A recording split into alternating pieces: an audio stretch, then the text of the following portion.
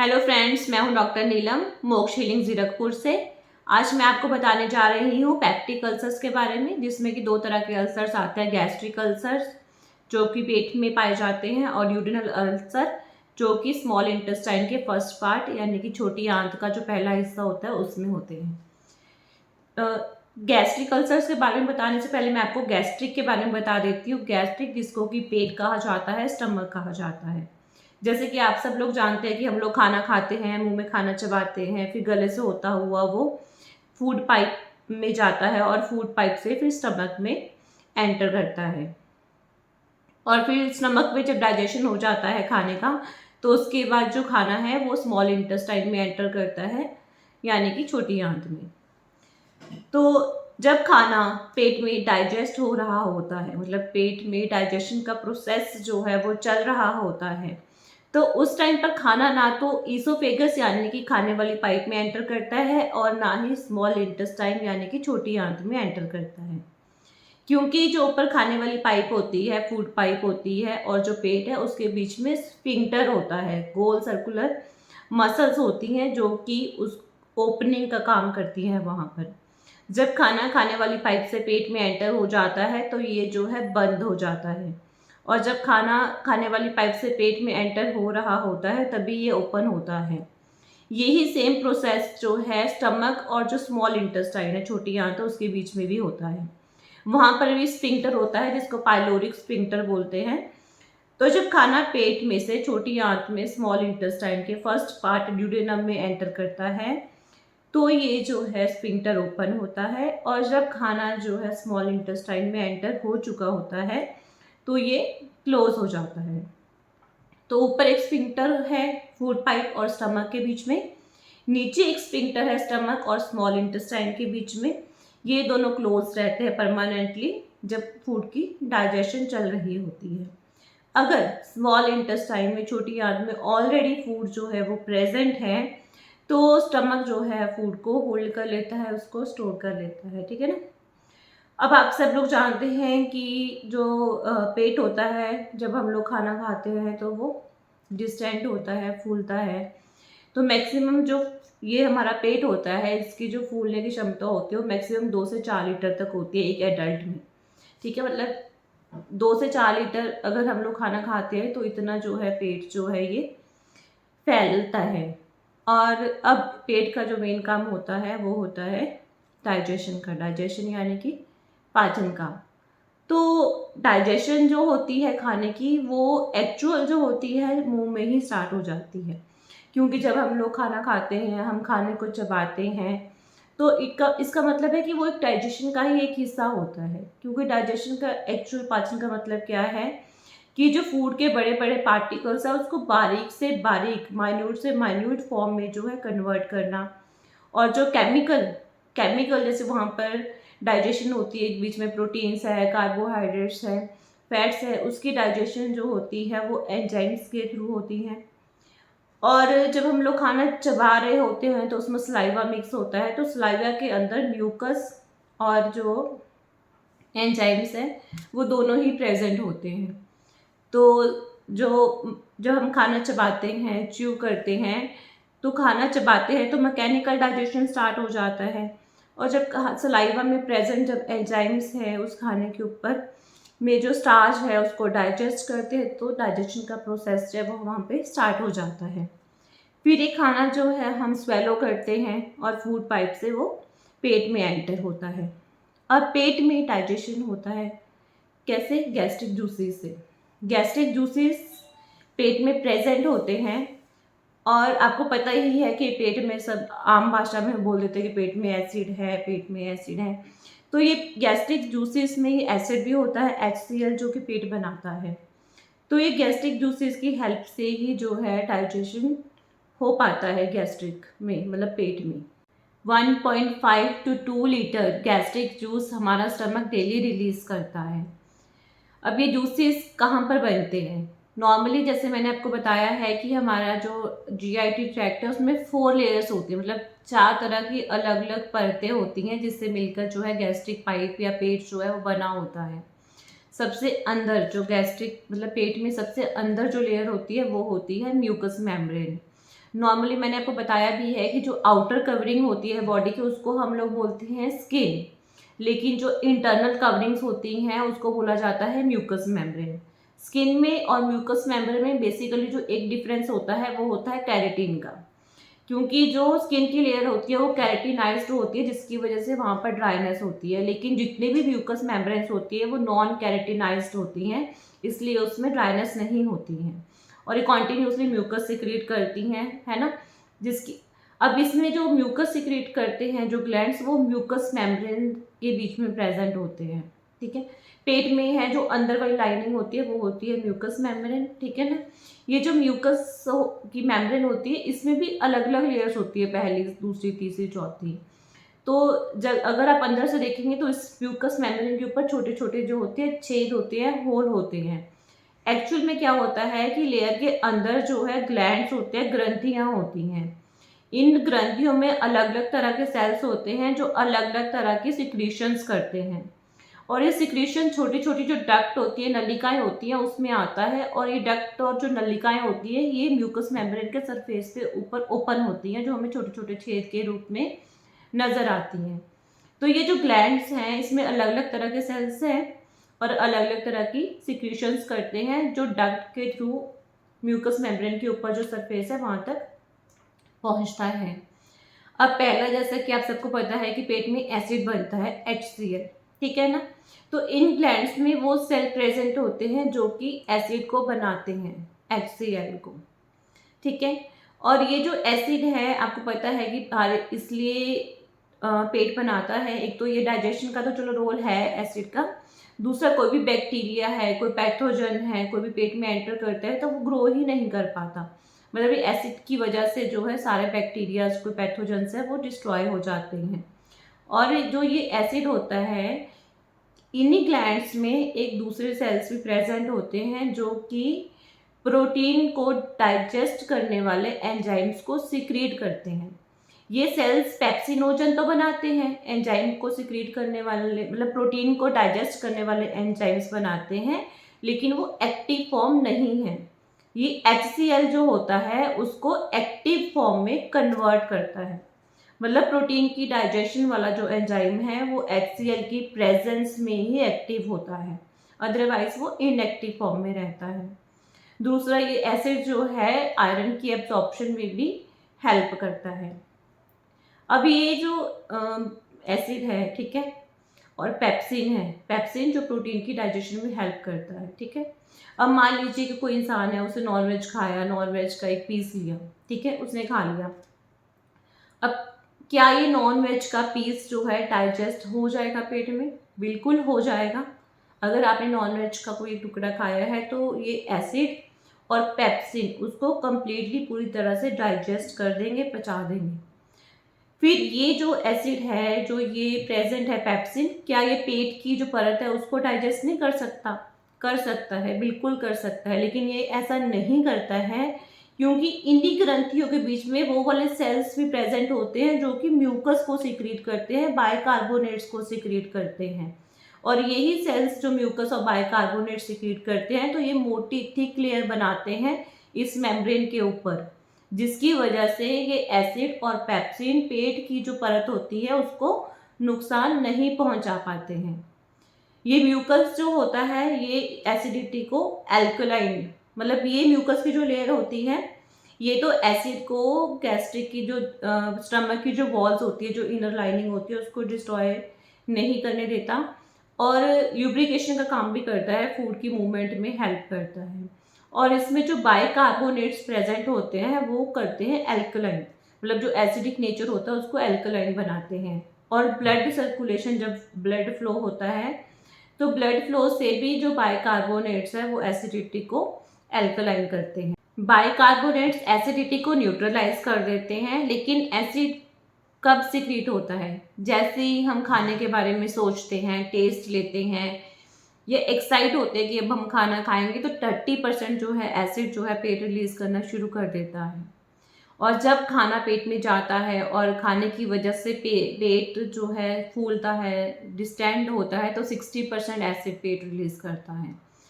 और जब खाना डाइजेस्ट हो जाता है, वो स्मॉल इंटेस्टाइन में एंटर करता है, तब जो है 10% एसिड जो है पेट रिलीज करता है। अब पेट को कैसे पता कि उसको कब एसिड रिलीज करना है और कितना करना है?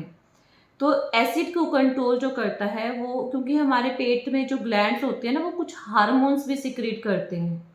इन्हीं ग्लैंड्स के बीच में वो वाले सेल्स भी होते हैं जो हार्मोन्स को सिक्रेट करते हैं।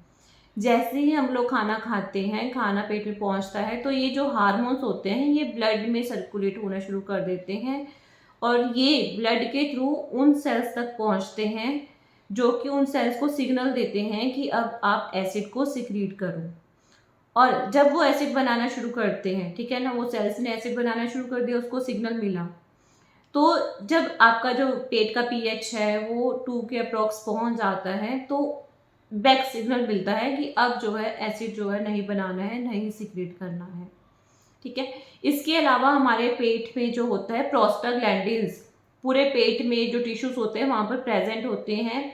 ये प्रोस्टाग्लैंडिन्स जो है ब्लड की सर्कुलेशन को इंक्रीज कर देते हैं, ब्लड फ्लो को इंक्रीज करते हैं, और ब्लड में बाइकार्बोनेट्स प्रेजेंट होते हैं। तो ये बाइकार्बोनेट्स जो है एसिडिटी को न्यूट्रलाइज कर देते हैं, उसको बैलेंस कर देते हैं। प्रोस्टाग्लैंडिन्स जो होते हैं वो सेल्स की ग्रोथ को भी फास्ट करते हैं, और जो सेल्स एसिड सीक्रेट करते हैं वो एक फैक्टर भी रिलीज करते हैं जिसको इंट्रिंसिक फैक्टर कहा जाता है। जो इंट्रिंसिक फैक्टर होता है वो विटामिन B12 की एब्जॉर्प्शन में हेल्प करता है। विटामिन B12 की एब्जॉर्प्शन जो होती है वो स्मॉल इंटेस्टाइन के बीच में होती है, और डाइजेशन के साथ साथ जो स्टमक करता है वो करता है एब्जॉर्प्शन। कभी कभी स्टमक जो है डिहाइड्रेशन हो जाती है किसी कारण से, मतलब शरीर में पानी की कमी हो जाती है, तो स्टमक वाटर को एब्जॉर्ब करता है। अगर अल्कोहल है 10 to 20% इथेनॉल को जो है स्टमक एब्जॉर्ब करता है। एस्पिरिन अगर लेते हैं तो एस्पिरिन को एब्जॉर्ब करता है स्टमक, और कैफीन अगर हम लेते हैं तो कैफीन को एब्जॉर्ब करता है स्टमक। मतलब थोड़ा बहुत एब्जॉर्प्शन का फंक्शन जो है वो भी स्टमक जो है करता है। अब मैं आपको बता देती हूँ अल्सर। अल्सर का मतलब होता है कोई भी क्रैक, कट पड़ जाता है स्किन या म्यूकस मेम्ब्रेन के बीच में। तो यहाँ हम म्यूकस मेम्ब्रेन की बात कर रहे हैं क्योंकि पेट के अल्सर है तो पेट में म्यूकस मेम्ब्रेन प्रेजेंट होती है। जब म्यूकस मेम्ब्रेन में कट पड़ जाता है, वहाँ के सेल्स जो हैं वो कम काम करना शुरू कर देते हैं और डेड हो जाते हैं, और वहाँ पर नेक्रोसिस स्टार्ट हो जाता है। जब हमारे शरीर के सेल मरते हैं तो उसके आसपास जो भी प्रोसेस होता है उसको नेक्रोसिस कहा जाता है। तो इसी को हम लोग अल्सर कहते हैं। ठीक है। अभी मैं आपको बता रही हूँ गैस्ट्रिक अल्सर, मतलब गैस्ट्रिक अल्सर जो पेट में होते हैं उसको गैस्ट्रिक अल्सर्स कहा जाता है। अल्सर होने का सबसे ज़्यादा जो मेन कारण होता है वो होता है H. पाइलोराई इन्फेक्शन, और दूसरा कारण होता है non steroidal anti inflammatory drugs. Main ये 2 रीजन से होते हैं पेप्टिक अल्सर्स होने के। इसके अलावा और होते हैं रीजंस, लेकिन वो रिस्क फैक्टर में आते हैं। जैसे कि मान लीजिए स्ट्रेस है, साइकोलॉजिकल स्ट्रेस है, कोई इंसान है वो हमेशा स्ट्रेस में रहता है, वो डिपेंड करता है कौन सा इंसान किस तरह से सोचता है ना। लेकिन कुछ इंसान जो है नेगेटिव सोचते हैं और हमेशा स्ट्रेस में रहते हैं, तो ऐसे पेशेंट्स में एसिड की सिक्रीशन ज़्यादा होती है। या फिर फिजियोलॉजिकल स्ट्रेस हो, कई बार कोई शॉक लग गया, कोई बहुत सीवियर चोट लगी है, कोई ऑपरेशन करवाया है, उस टाइम भी हम स्ट्रेस में होते हैं, तो स्ट्रेस जो करता है डायरेक्ट जो है एसिड की सिक्रीशन को इंक्रीज कर देता है। या कुछ मेडिसिन्स ऐसी होती हैं जो एसिड की सिक्रीशन को इंक्रीज कर देती हैं। मतलब ऐसा कोई भी कारण जिसकी वजह से HCl यानी कि एसिड की सिक्रीशन ज़्यादा होती है, तो वो जो है रिस्क फैक्टर में आते हैं पेट में अल्सर्स करने के लिए। ठीक है ना। अब बेसिकली जो मेन है, एक्चुअल जो रीज़न होता है वो H. पाइलोराई ही होता है। 60% पेट में जो पेप्टिक अल्सर्स होते हैं वो H. पाइलोराई की वजह से होते हैं, और ड्यूडेनम में स्मॉल इंटेस्टाइन में 90% अल्सर्स जो होते हैं पेप्टिक अल्सर्स वो H. पाइलोराई की वजह से ही होते हैं। तो वैसे तो पेट में एसिड होता है, HCl होता है, कोई भी बैक्टीरिया, कोई भी पैथोजन वहाँ पर ग्रो नहीं कर सकता क्योंकि वो उसको डिस्ट्रॉय कर देता है। फिर H. पाइलोराई बैक्टीरिया जो होता है वो कैसे वहाँ पे ग्रोथ कर लेता है और कैसे अल्सर क्रिएट कर देता है।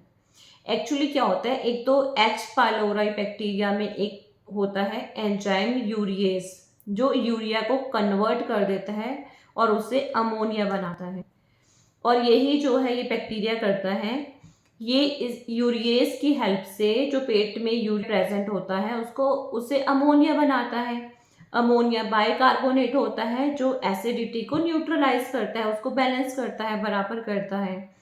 तो इससे ये क्या करता है, बैक्टीरिया अपने पूरे आसपास जो है एक एल्कलाइन कवरिंग बना लेता है और धीरे धीरे धीरे धीरे करके वो म्यूकस लेयर को क्रॉस करता हुआ स्टमक के जो सेल है, एपिथेलियल मेम्ब्रेन है, वहाँ पे अटैच हो जाता है।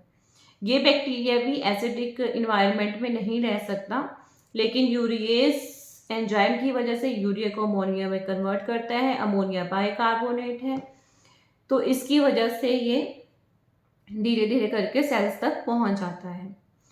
और ये जो है बैक्टीरिया इतना ज़्यादा समझदार होता है कि पेट में जिस एरिया में एसिड पेप्सिन सबसे कम होगा ये उधर को ही मूवमेंट करता है। ठीक है, मतलब ऐसा नहीं है कि जैसे हम लोग खाना खाते हैं, खाना खाने वाली पाइप से पेट में एंटर होता है ऊपर वाले पोर्शन में, तो ऊपर वाले पोर्शन में एकदम एसिड ज़्यादा होगा।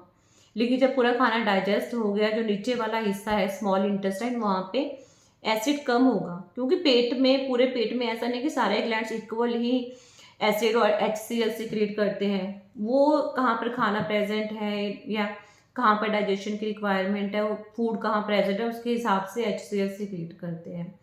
तो पेट के ऊपर वाले हिस्से में तो HCl बहुत होता है जो फूड पाइप के साथ अटैच होता है, लेकिन जो नीचे स्मॉल इंटेस्टाइन के पास होता है वहाँ पर HCl की सिक्रीशन जो उसको बैक्टीरिया को पता कम है, तो वो इसलिए वहाँ पर ग्रोथ करता है। इसीलिए जो अल्सर्स होते हैं गैस्ट्रिक के उस हिस्से में पाए जाते हैं जिसको पाइलोरस कहा जाता है, मतलब जहाँ पर पाइलोरिक स्फिंक्टर प्रेजेंट होता है, जहाँ स्मॉल इंटेस्टाइन और पेट जो है अटैच हो रहे होते हैं, उस स्फिंक्टर के पास अल्सर होते हैं पेट में भी और स्मॉल इंटेस्टाइन में भी। अच्छा, अब ये बैक्टीरिया ने क्या किया कि सेल्स के साथ अटैच हो गया, इसने अपने आप को मल्टीप्लाई करना शुरू कर दिया। और जैसे ये सेल के साथ अटैच हुआ तो इसने टॉक्सिन रिलीज किया, एक केमिकल रिलीज किया, जिसकी वजह से, क्योंकि पेट के जो सेल्स होते हैं ना वो टाइटली एक दूसरे के साथ अटैच होते हैं, जिसकी वजह से पेट जो भी एसिड है वो सेल्स में या स्टमक की लाइनिंग में एंटर ना कर पाए। लेकिन ये जो सेल्स टाइटली पैक्ड होते हैं, जो इसका जोड़ होता है, जंक्शन होता है, ये टॉक्सिन रिलीज करके उनको डिस्ट्रॉय करता है, सेल की मेम्ब्रेन को डैमेज करता है। अब नेचुरल सी बात है कि अगर सेल की मेम्ब्रेन डैमेज होगी, वो अब पे डिस्ट्रॉय करेगा, तो इन्फ्लामेशन प्रोसेस बॉडी का स्टार्ट हो जाएगा, है ना। हमारी बॉडी की जो इम्यून सिस्टम है वो एक्टिव हो जाएगा, सेल्स वहाँ पर इकट्ठा हो जाएंगे और वहाँ के एरिया में वही है कि रेडनेस हो जाएगी, स्वेलिंग हो जाएगी, पेन होगा, बर्निंग होगी, और उतना उतना हिस्सा जो है नॉर्मल फंक्शन नहीं कर पाएंगे वो सेल्स। इसके साथ साथ ये जो बैक्टीरिया होता है एच पाइलोराई, ये ऐसा केमिकल भी रिलीज करता है जो सेल्स में अपोप्टोसिस करवाता है। एक्चुअली अपोप्टोसिस होता है जब हमारी बॉडी के सेल्स जो है सुसाइड करते हैं, डेड हो जाते हैं। देखो, डेथ दो तरह से होती है, एक होता है सुसाइड कि इंसान अपनी मर्जी से मर रहा है, वहाँ पे इंसान कोई शोर नहीं मचाएगा, किसी को भी नहीं बुलाएगा कि मैं मर रहा हूँ, चुपचाप से डेड हो जाएगा। अगर कोई किसी को मार रहा होता है तो वो इंसान शोर मचाता है कि देखो ये लोग मुझे मार रहे हैं, मुझे बचाओ, मुझे बचाओ, ये होता है ना। तो जो सुसाइड होता है वो होता है अपोप्टोसिस, वहाँ पे सेल्स डेड होते हैं पर उसके आसपास कोई इन्फ्लेमेशन या कुछ भी नहीं होता। जहाँ नेक्रोसिस होती है उसका मतलब होता है कि कोई इंसान आपको मार रहा है, वो सेल शोर मचा रहा है बॉडी का कि मुझे बचा लो, मुझे ये मार रहा है, तो वहाँ पर नेक्रोसिस जो प्रोसेस है, इन्फ्लामेशन स्टार्ट होता है, वो प्रोसेस है ना। तो सेल जब डेड होने वाला होता है, वो शोर मचाता है, तो उस प्रोसेस को पूरे को नेक्रोसिस कहा जाता है, जो भी वहाँ पे पूरा कंप्लीट होता है वो प्रोसेस।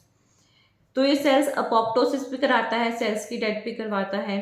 और इधर जब वो सेल्स को जो जंक्शंस हैं सेल के मेम्ब्रेन को डिस्ट्रॉय किया, तो वहाँ इन्फ्लामेशन प्रोसेस स्टार्ट हो गया। और ये भी कुछ ऐसे केमिकल्स भी रिलीज करता है जो इन्फ्लामेशन को और इंक्रीज करता है। क्योंकि अगर तो इन्फ्लामेशन लिमिटेड होती है तो भी ठीक है, लेकिन अगर इन्फ्लामेशन भी ज़्यादा होती है तो भी जो है सेल्स डिस्ट्रॉय होते हैं। अब ये जो बैक्टीरिया है इसने मल्टीप्लाई किया, सेल्स को डैमेज किया, अब क्या होगा, इन्फ्लामेशन। अब इन्फ्लामेशन का काम क्या है, इस बैक्टीरिया को ख़त्म करना, इसको आगे फैलने से रोकना, और इस बैक्टीरिया की वजह से जो भी सेल्स डैमेज हुए हैं उन सेल्स को नया बनाना। और जो भी वहाँ पर घाव हुआ है, कुछ भी मतलब जो भी जख्म हुआ है उसके आसपास हीलिंग शुरू करना, रिपेयर शुरू करना, है ना। तो लेकिन अगर ये बैक्टीरिया ज़्यादा स्ट्रॉन्ग है तो इन्फ्लेमेशन ज़्यादा लंबे समय तक बनेगी, और ये सेल्स जो है डिस्ट्रॉय करने की इसकी कैपेसिटी ज़्यादा है, और हमारे बॉडी जो सेल्स नए बना रही है उसकी नए सेल्स बनाने की कैपेसिटी कम है। तो क्या होगा, बॉडी क्या होगी, फटाफट सेल बनाएगी, बट वो सेल क्या है कि प्रॉपर पूरी कंप्लीट ग्रोथ नहीं हुई, क्योंकि वो सेल डैमेज हुए हैं, उसको फिल करने के लिए, उसको मैनेज करने के लिए, एडजस्ट करने के लिए फटाफट से न्यू ग्रोथ, न्यू सेल्स बनाने स्टार्ट करेगी। बट जो सेल्स डिस्ट्रॉय हो रहे हैं वो ज़्यादा है, तो सेल्स जो है इमेच्योर होंगे, मतलब प्रॉपर ग्रोथ नहीं होगी। अब इसका क्या नुकसान होगा अगर सेल्स की ग्रोथ प्रॉपर नहीं होगी, क्योंकि ये जो सेल्स हैं यहाँ पे ग्लैंड्स हैं, ग्लैंड्स के जो सेल्स हैं वो म्यूकस सिक्रीट करते हैं। अब क्या होगा, म्यूकस और बाइकार्बोनेट्स जितना सिक्रीट होना चाहिए, जितना ज़रूरी है, उतना ये सिक्रीट नहीं करेंगे।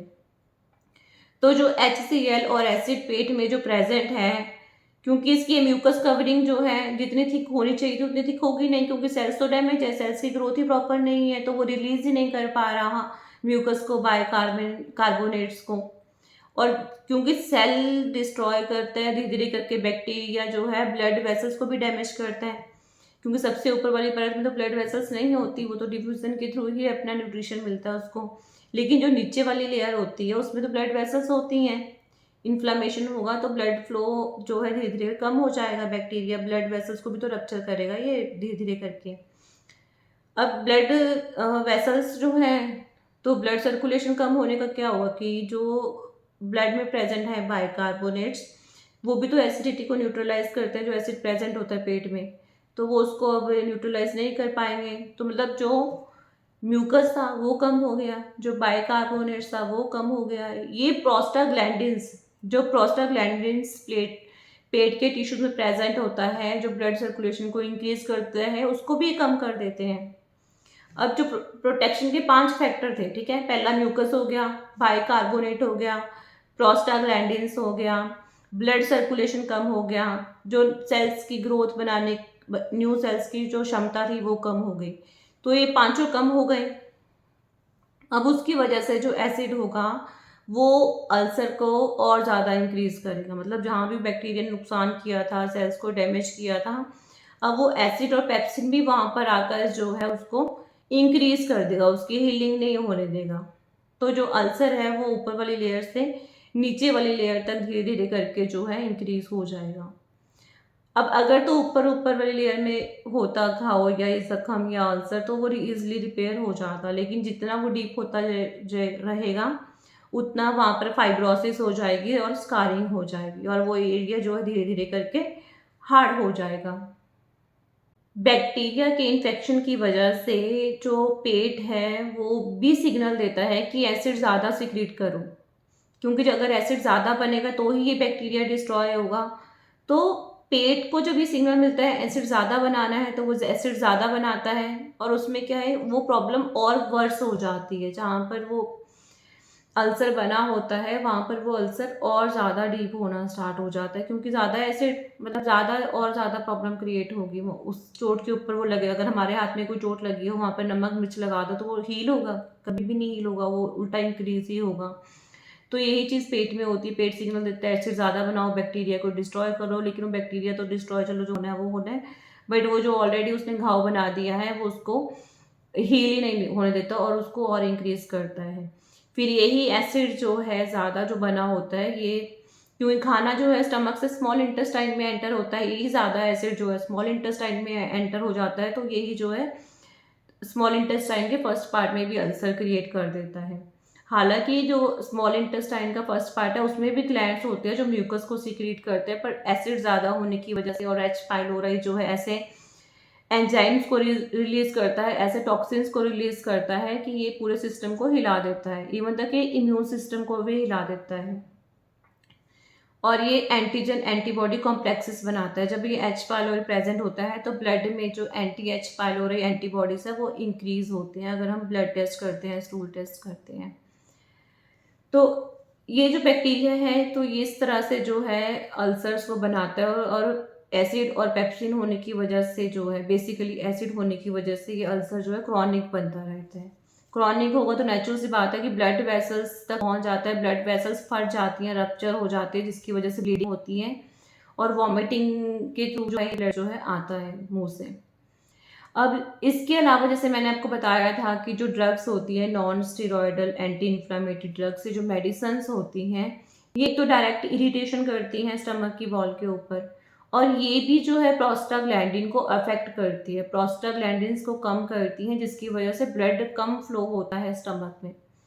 और अगर ब्लड फ्लो कम होता है तो फिर बाइकार्बोनेट्स जो है प्रॉपर न्यूट्रलाइज कर पाते हैं एसिडिटी को, और एसिड जो प्रेजेंट होता है पेट में एसिड, वो स्टमक की लेयर को अफेक्ट करता है।